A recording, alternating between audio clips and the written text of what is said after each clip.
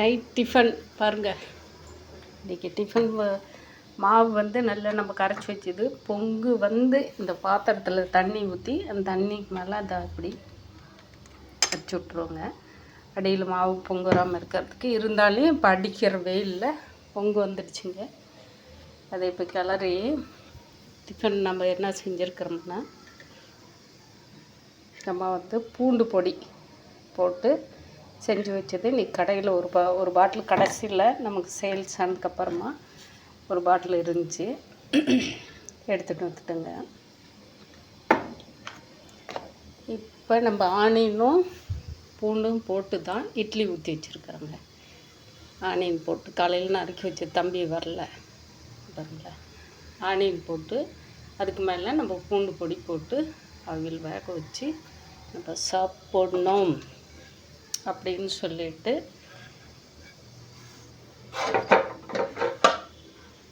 சாம்பார் காலையில் வச்சது சூடு பண்ணிகிட்டு இருக்கேன்.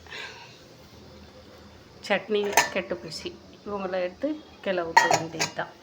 சாப்பாடு அதே மாதிரி தம்பி வந்தால் சாப்பிடுவான்னு சொல்லிட்டு தாங்க வச்சுப்பேன். நான் கொஞ்சம் சாப்பிட்டு வேறு அப்படியே இருக்குது.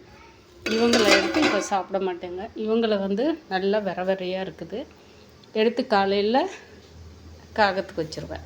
அதாவது வந்து அணில், காகம், சிட்டுக்குருவி நிறைய உறவுமுறைகள் வந்து நிறைய நமக்கு குழந்தைங்க மாதிரி வந்து அவங்கவுங்க புதுசாக ஒவ்வொரு கலராக வந்துட்டு சாப்பிட்டு போகிறாங்க. நம்ம வைக்கிற தீனின்றது சாப்பாடு, ஏதாவது நொறுக்கு தீனி, முறுக்கு, பிஸ்கட்டு எது இருந்தாலும் சரி வச்சுருவாங்க. மேக்ஸிமம் தோசை, இட்லி எல்லாமே அப்படியே இப்போ கட் பண்ணி போட்டுருவேன்.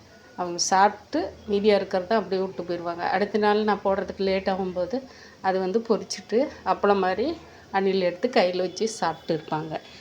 ரொம்ப அதை பார்க்குறதுக்கு எனக்கு காலையில் நான் ஏன் லேட்டாக போகிறேன்னா, ஒவ்வொன்றும் செடிங்களை பார்த்து அவங்களுக்கு தண்ணி ஊற்றி இந்த செடியில் இவ்வளோ தக்காளி இருக்கா, கீரை இருக்கா அப்படின்னு சொல்லிட்டு அது எல்லாமே நம்ம எப்படி மனுஷால்கிட்ட பேசணும்னா அந்த மாதிரி அவங்கக்கிட்டையும் பேசிவிட்டு நான் வந்து பூ அறுத்துட்டு நான் கடைக்கு போவேங்க. அந்த மாதிரி தான் எனக்கு அதாவது செடிங்களுக்கும் எனக்கும் உள்ள ஒரு பந்தம்.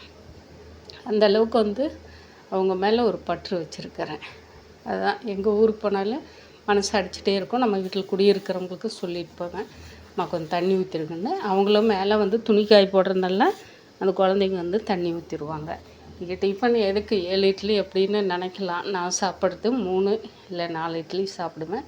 மீதி அப்படியே இருக்கும். காலையில் வந்து அது பொடி போட்டு செய்கிறதுனால சூப்பராக இருக்கும். அது வந்து சட்னியாக சாம்பார் நான் வெறுந்த கூட சாப்பிடுவேங்க. ரொம்ப நல்லா இருக்கும். புளிக்காமல் இருந்தாலையும் புளிப்பு இருந்தாலையும் இந்த பூண்டு பொடி போடுறதுனால செம்மையாக இருக்கும். அதே மாதிரி ஆனியன் பொடி போட்டதும் இருக்குதுங்க. அதுவும் கடைசியில் எல்லாமே போக ஒவ்வொரு பாட்டிலு இது ஆச்சு. அதையே எடுத்துகிட்டு வந்துட்டோம் நம்ம. ஏன்னா நிறைய வந்து இதில் நம்ம சத்தான பொருள் போடுறதுனால எடுத்துகிட்டு வந்துட்டேன். நான் முந்திரி, பாதாம் இது எல்லாமே போட்டிருப்பேங்க நான் பொடி ஐட்டத்தில். இஞ்சி பொடி அது தம்பிக்கு கொடுத்து விட்டேன். இஞ்சி பொடி இருந்துச்சு, பூண்டு இஞ்சி பொடியும் அது 2 கலந்தது, சீரகம், மிளகு, வரமிளகாய், பெருங்காயம் போட்டு எல்லாமே வறுத்து வெயில் காய வச்சு பொடி பண்ணது தாங்க. அது கொஞ்சம் இருந்ததெல்லாம் ஒவ்வொரு பாயிட்டாக பசங்களுக்கும் கொடுத்து விட்டேன். பொடின்னா நான் தாங்க சாப்பிடுவேன், தம்பி சாப்பிடுவான். அவனுக்கு பொடின்னா எல்லாமே ரொம்ப பிடிக்கும், 2 பேருக்குமே பிடிக்கும். அதனால் இப்போ சாப்பிட்றது நான் கம்மி தான். ஏன்னா மற்ற குழியிலையும் நம்ம வேஸ்ட்டாக போகலைங்களா, சரி இருக்கட்டுமேன்னு சொல்லிட்டு ஊற்றிட்டேன். வெந்துட்டு இருக்கட்டும்னு சொல்லிட்டு சாம்பார் சூடாக இருந்து இட்லி வந்து போட்டு சாப்பிட்டு கொஞ்சம் நம்ம வீட்டில் அப்படியே அந்த மொட்டை மாடியில் வாக்கிங் சுற்றி லைட் எரியுது. அதனால் போயிட்டு ரவுண்ட் கட்டிட்டு அதுக்கப்புறம் நம்ம ஐயனோட பாட்டை கேட்டு அவரோட வரலாறை பற்றி பேசுகிறவங்களது அற்புதங்கள் இதெல்லாம் கேட்டு அப்படி எப்போ நமக்கு நீ தூங்கு மகளே போகிறோம் அப்படின்னு சொல்லிட்டு சிந்தனையை அடக்கிறாரோ அது வரைக்கும் நான் பார்த்துட்டு இருப்பேங்க. அதுக்கப்புறமா தான் தூங்குவேன். அந்த மாதிரி தான் பொழப்பு போயிட்டு இருக்குது. பாய் மக்கள் எல்லாருக்கும் குட் நைட்டுங்க. Good night.